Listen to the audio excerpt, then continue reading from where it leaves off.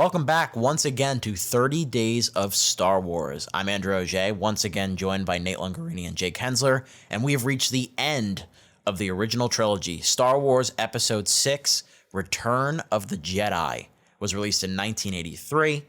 It followed the huge cliffhanger conclusion of Empire Strikes Back and resolves a lot of that stuff immediately, especially the Han Solo stuff. Is about a 35 to 40 minute segment at the beginning where we have to rescue Han Solo from Tatooine, and then we get into the excursions and the rest of the film as the Empire prepares their final assault on the Rebellion, and the Rebellions will make their final stand.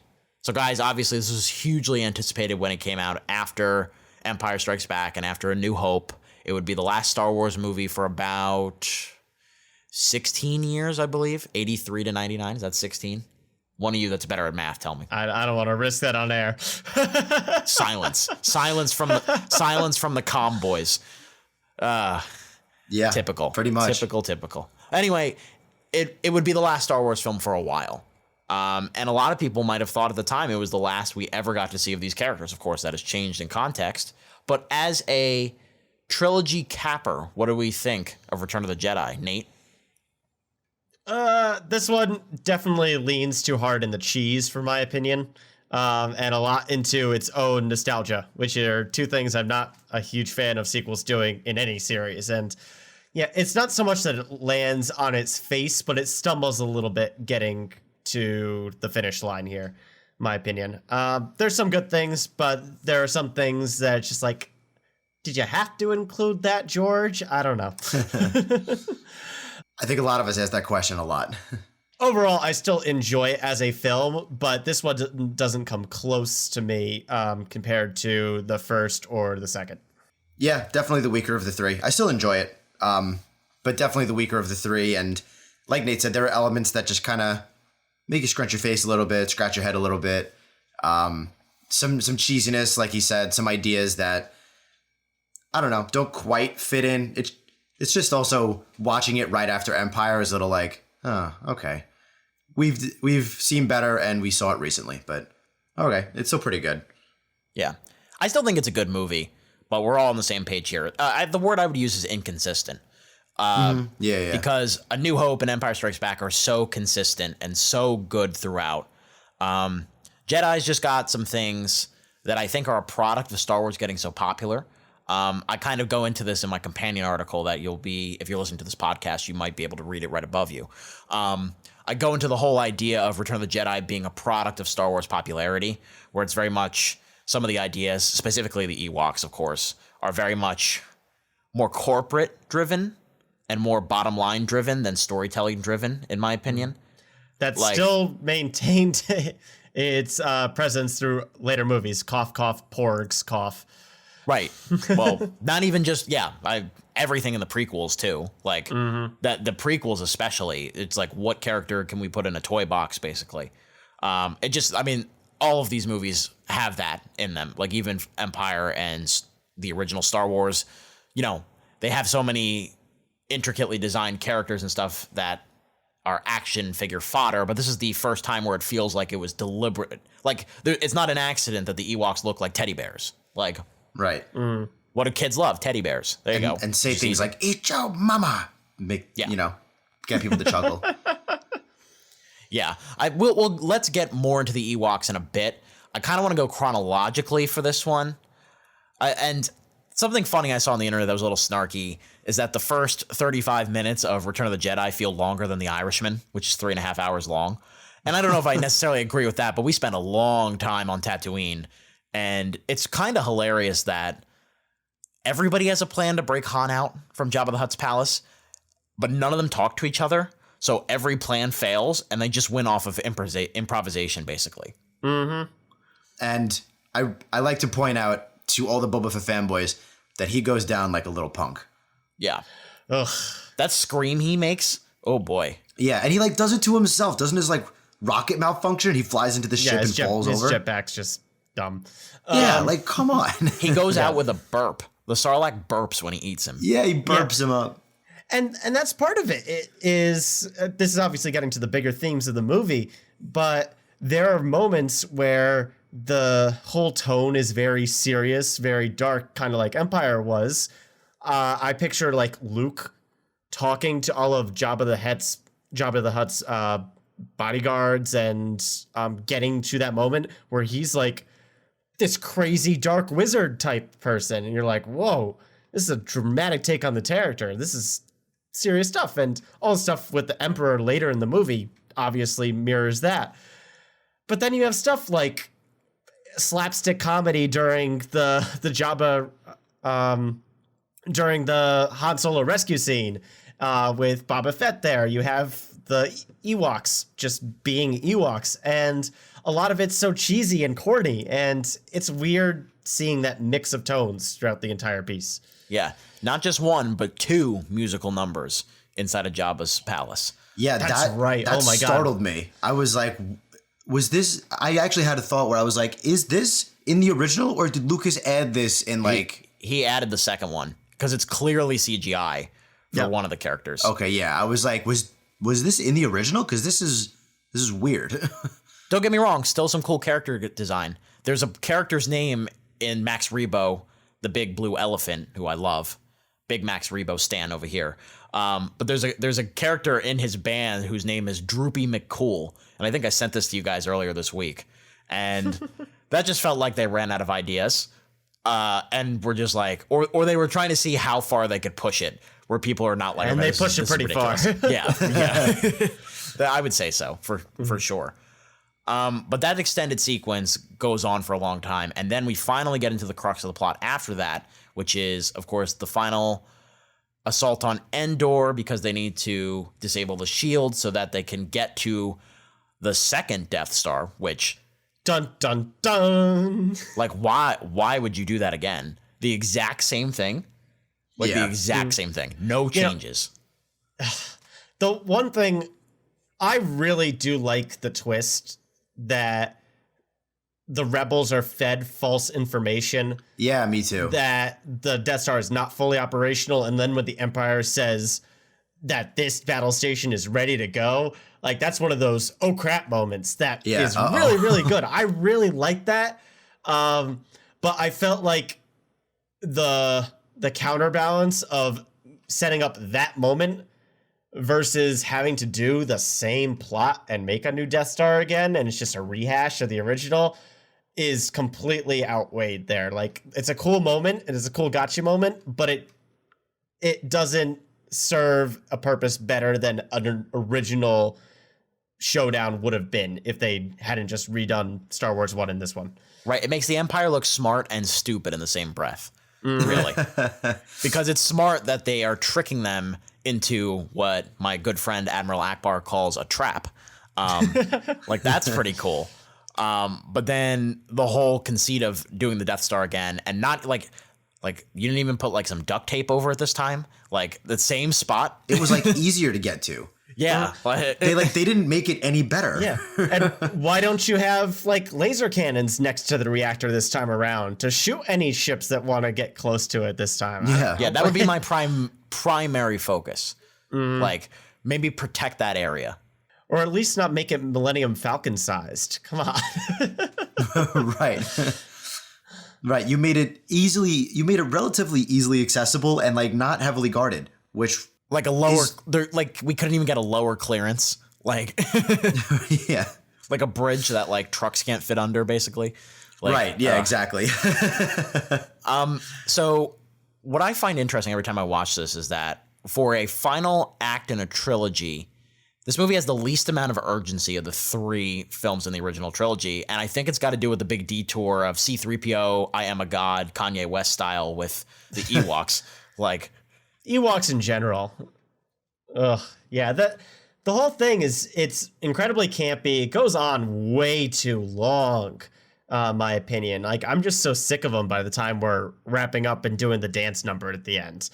Because we're just spending so much time trying to like get them battle ready. And which they are very, very ready. Inexplicably so. It's just like them. It feels like so many of them have to have their own little moments where, oh, they got the stormtrooper here. Oh, they stole the the scooter over here, and they gotta have like the screaming scene for 10 seconds. And it's just like, it's so many of those little moments where it feels like it beat the Minions movie to the punch. Yeah.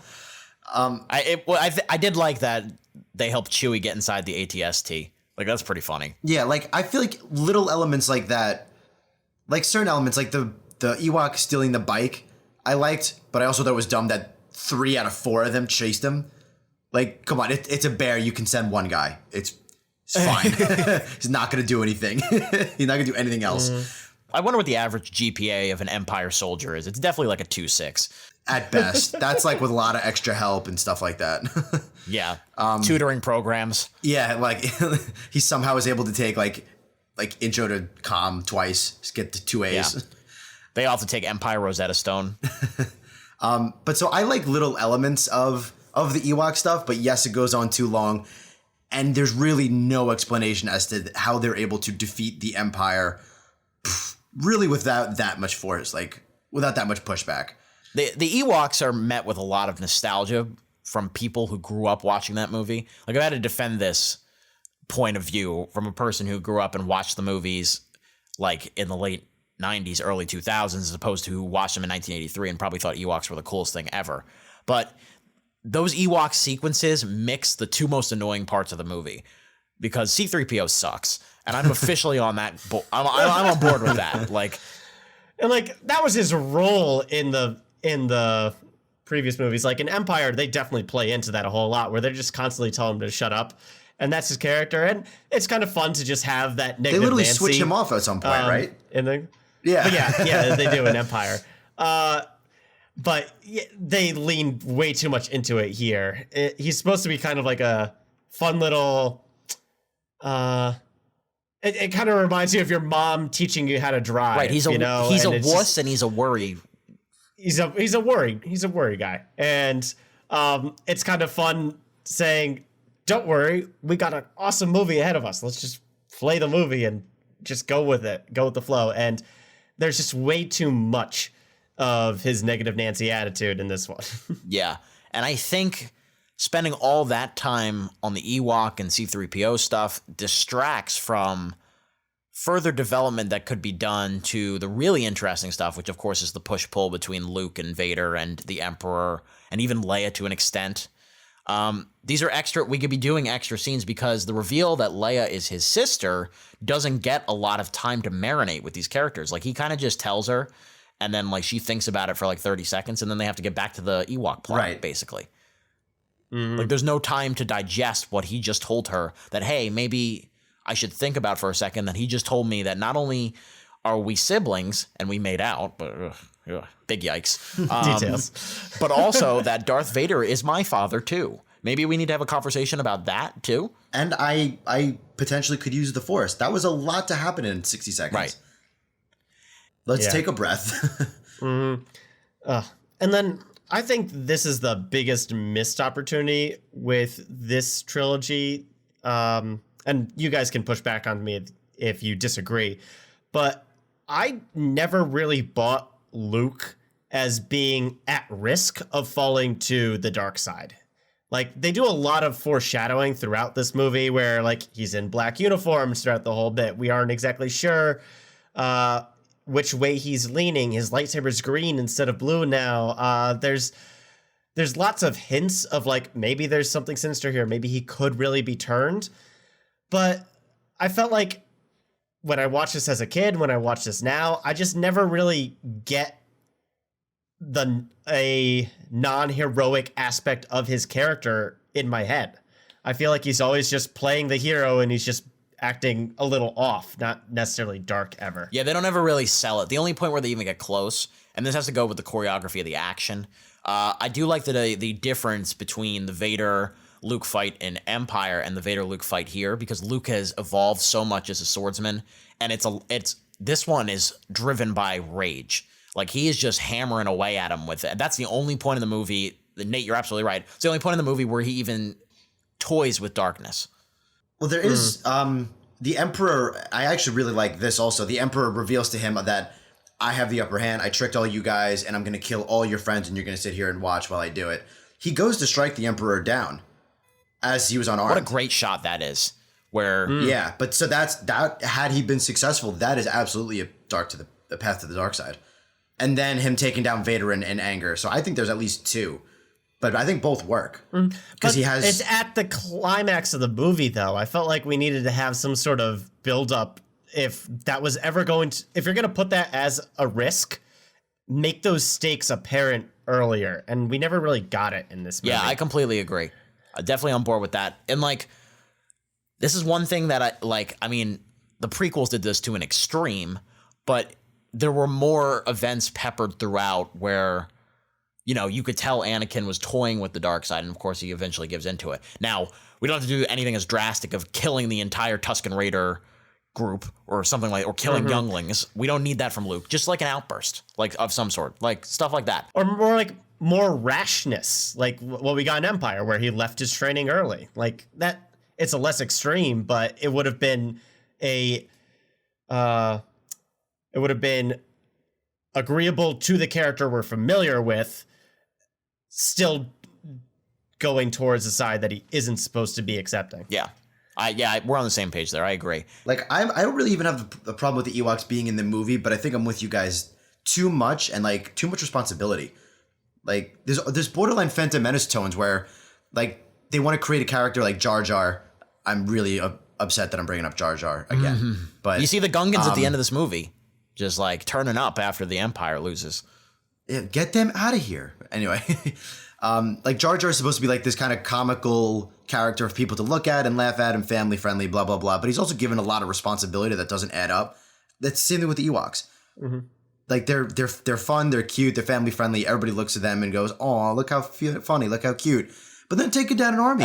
At least they're bloodthirsty warriors. The Gungans are just useless. Like they win on accident. You know who I think this movie does a disservice to? And this could be a hot take. I'm not trying to make it sound like a hot take. But Han really doesn't have anything to do here.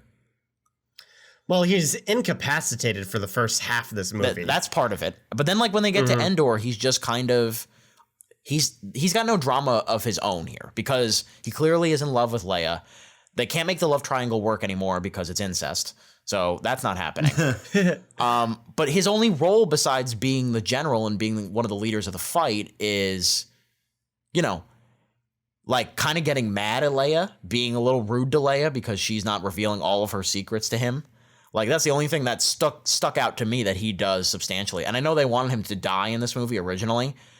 Maybe he should have. Like, maybe that sacrifice would have given him some kind of arc that he had finally dedicated himself to the cause, similar to Finn a la Last Jedi. Yeah, you know what I mean? Parallels. Yeah. But yeah, and it's that weird push-pull between the serious and the comical. And you can have, like, the Marvel movies do a great job of this, where they balance, like, fun quips and humor into serious action moments and they make it work. I feel like there's a very fine line between comedic moments and like friendly banter that we got in Empire versus just pure on cheese that we get here. And they definitely stray way too far in it, way too much with C-3PO, the Ewoks, and then just our characters getting lucky consistently. It's just like, it's not fun to watch. yeah, It isn't nearly as engaging as the stuff we've gotten in the other two movies. Yeah, and you're right. A majority of the first half is on Tatooine, and a majority of the second half is Death Star, Endor. There's not a whole lot of movement, and like we get Yoda for about a minute, and then there's just I don't know. He dies at the worst possible time. Like he couldn't squeeze one more sentence out. Got to make Ben do the dirty work. By the way, that scene where Obi-Wan comes to talk to him and tell him about Leia is really cheesy. Can anybody guess why? Like. Did he edit like, in? No, it wasn't added in, but like, why is a Force Ghost sitting down? Like, really weird. Like, oh, I also get a little tight that they added Anakin in at the end. Yeah, like Hayden Christensen. Yeah, I always forget they do that, and then it catches me by surprise when it happens. Kind of weird nitpick kind of thing, not even really a criticism, but do we ever find out why Yoda couldn't come back as a ghost like right away? No, I don't think and so. finish his sentence. Yeah. Hold on, let me just die real quick, and then I'll come back and finish my sentence. Exactly. Like, it's equivalent of like, I got a bad signal. Let me hang up and call you back in a second. Maybe it like takes a minute. Your soul has to transfer over or something. I don't know. Kind of funny though. He's stuck in like the TSA of Force Ghost. I know there's a backup of all the younglings that have to get through. I do want to change my tone a little bit here as we continue the discussion. Because we've been negative for a little while. Exactly, and I do like this movie. I think it's a good movie. And I think the stuff that works really works. It's one of those cases where the stuff I don't care for, there's like a decent amount of it, but the good stuff is really, really good. And that mainly boils down to everything with Luke and Vader. Vader gets a lot more depth and dimension in this one. Because we know he's not just a faceless figure of evil anymore. We know he has a very personal connection to our heroes. So you have to flesh the character out. And I think the dialogue sequences between Luke and Vader are really good, especially the one on Endor before they go up to go see the Emperor. The whole discussion where Luke is basically saying, well, if you try to corrupt me to the dark side, then maybe my father truly is dead. Like that whole sequence is really strong. And And I agree. I think the Vader Luke stuff is my favorite stuff as well, because it really builds on how they left off in Empire. I am your father. No, that's impossible. Well, he's come to terms with it now. He realizes the thing I have to do more than anything is, I also like this. They say confront him. They don't say strike down. They don't say defeat. Confront him, as in like, don't run away from your problems. Figure this out. yeah, That'll be the completion of your training. I like that a lot. and that's a good point, especially coming off of, film 2, Empire Strikes Back, which is all about running away. Mm-hmm. Yeah, good thematic bridge. Yeah, that's a good parallel. I remember the first or second time that I watched this movie, I was always like antsy to get back to anything going on the bridge of the Death Star with Luke there. Because they cut away from it, I think, twice at pretty climatic moments, especially like that shot with the Empire and or with the Emperor and the lightsabers crossed before him and him just smiling like a jack. Like a jack. Right. He can't bring himself to curse. Yeah, so like there's a couple like cliffhangery moments like that where I'm just like, oh, get back to the good stuff. Because I do really find that stuff compelling, and it's personal. It's a personal conflict for not only Vader, not only for Luke, but for the audience watching. It's just like, how does this play out? How's this going to go down? Can Luke triumph over the two massively different evils that he's facing right now? All really compelling stuff. Yeah, mad props to Ian McDiarmid and everybody behind the creation and the development of the Emperor, because I think he pays off in spades. Yeah. He's such a master of manipulation. First of all, they build him up really well at the beginning, the very opening scene, where they're like, how's the Death Star stuff coming? And Darth Vader's like, we're very displeased. The Emperor is coming. And the guy goes, we'll double our efforts then. Like, clearly very scared of the idea of the Emperor. And you understand why. Even Vader goes, that would be in your best interest, something like that. And he goes, the Emperor is not as forgiving as I am. I'm like, this is a guy who has choked people out for questioning him, and the Emperor is not as forgiving? Christ. What does that mean? Yeah, it's the exact same kind of payoff buildup that they do with Boba Fett, minus his untimely death here. But you respect Vader, and then when Vader interacts with Boba Fett and treats this guy with like those inklings of respect, you're like, oh wow, this bounty hunter is a big deal. You get so much more of that with the Emperor because Vader's bowing down to him, my master, and all this other little buildup that it's kind of like the John Wick before John Wick was the thing, where just talking about him with like these little whispered tones, it makes the Emperor just feel so overwhelming and unconquerable once you finally get there. I wonder if the Emperor ever killed anybody with a pencil. Probably not. Nobody's as good as John Wick.